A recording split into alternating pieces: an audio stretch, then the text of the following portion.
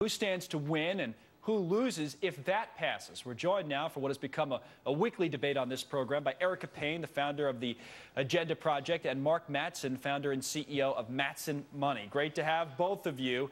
Erica, let me ask you first about regulatory reform. From your point of view, who wins and who loses, and does it go far enough? Is this to me or to Matt? That was to you. Oh, here's the thing. It's a very good first step, but it's very much only a first step. There's a lot of work still left to do. Fannie and Freddie were a big part of the problem, and we need to address that, which the Senate will do. It's a big piece, though, so they need to wait until later to do it. But there are a lot of things good in this bill. There are some things that definitely the left is not happy about, where they feel like they could have gone further. Specifically what? And then we'll go on from there. Well, I mean, specifically, the banks, which were too big to fail, which was a big part of the problem, are still too big to fail. Too big to fail. Right. And the derivatives, which were at the heart of... Is that fair, Mark Matson, that it didn't get rid of too big to fail?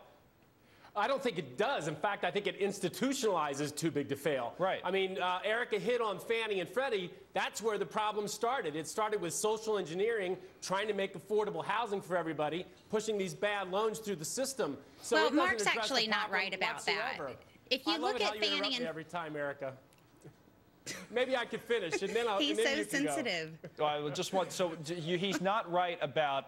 What, Erica, specifically, He's the Fannie and Freddie? He's not right about the fact that the percentage... He's concerned that the mortgages in Fannie and Freddie were the cause of the crisis. And that's just actually not correct, because the subprime loans in Fannie and Freddie were only about 2 or 3% of their entire portfolio. So Fannie and Freddie create a distortion in the market, and that's important to understand. But the subprime part of it was not actually the problem.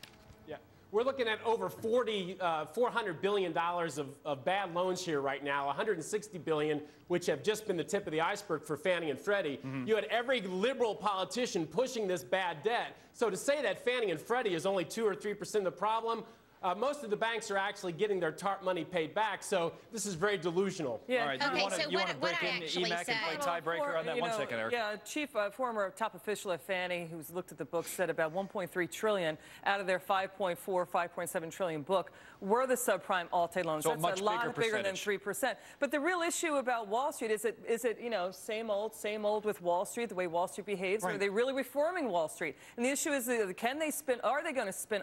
I mean, look at Jim knows this. Hedge funds fail all the time. And Citigroup basically turned a big part of its book into a hedge fund. Is a Volcker rule going to fix this? Are the derivatives? Is a derivative separate from Fannie and Freddie?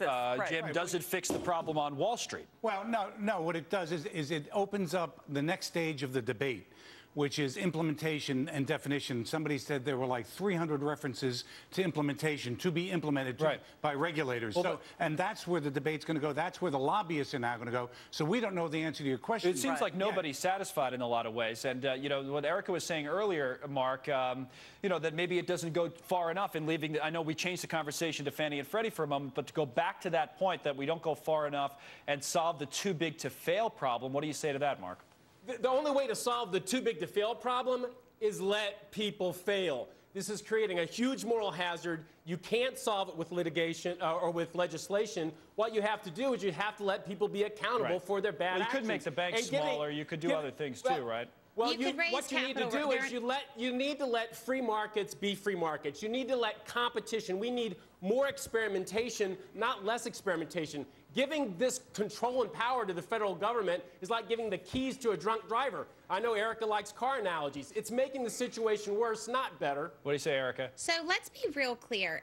Adam Smith, who is the quintessential king of free markets, said that there was a role for government in making sure basically that a market is allowed to be a market.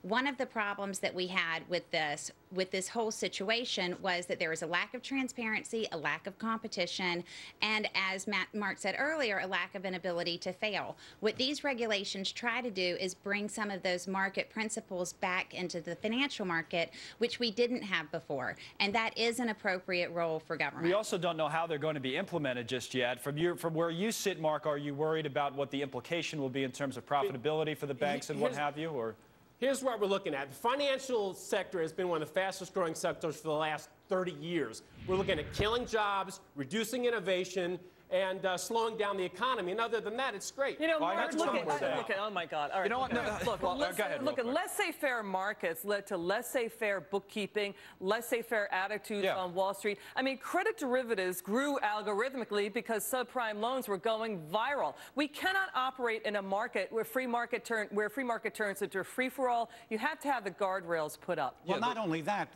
many of these are deep inside of institutions that have depositors' money that's guaranteed by the federal government. So if the federal government has the liability... You think they should have went further, it sounds like, Jim. Well, what I'm saying is the attitude that you can't regulate, let the free markets work. Yeah. Were you going to let Citigroup go bankrupt? And it's of course. And stick the government... Mark would have. I never quite got myself around that argument, so I'll let you make it, Mark, is like what that would have looked like. It always seems theoretical to me by people that are making an argument for something that they know would have never happened on the basis of some ideology about what would have or what would have not happened had you allowed that, such as Citigroup, Mark, going bankrupt. You don't know what it would have looked like, but you're saying yes, you would have allowed it. Why? Nobody knows what it would look like. The fact is, we do know long term, if you continue to meddle in free markets, high taxes, high regulation, you end up with socialism. And that's where we're headed. So you can think of all these short-term scenarios. We're just trying to find, Mark is seriously a reasonable line between the two. It's an absolutely preposterous all of this is argument that this is I going can't to understand socialism. what either one of you are saying. One second. Erica, just start over because nobody heard anything you said there because you're both speaking at once. Last point. Mark lays out this, oh my gosh, you know, the world is going to collapse, we're going to have socialism, when it's just not actually, true at all. What these regulations try to do, as I said earlier, is bring those market principles to bear on the financial markets. The derivative part of the financial market was very opaque, not transparent. There was a lack of competition. Only 5 firms had about 97% of the business. The banks were not going to fail. So what we're trying to do with this legislation is bring those market principles back. Erica and Mark, thanks to both of you. Another good debate as advertised. And while we're talking about financial regulation, the passing of the longest-serving member in history of the Senate, West Virginia's Robert Byrd, that actually does leave a pretty big gap, not only in the Senate, but the future of financial regulatory reform. Details on that next on Fox Business.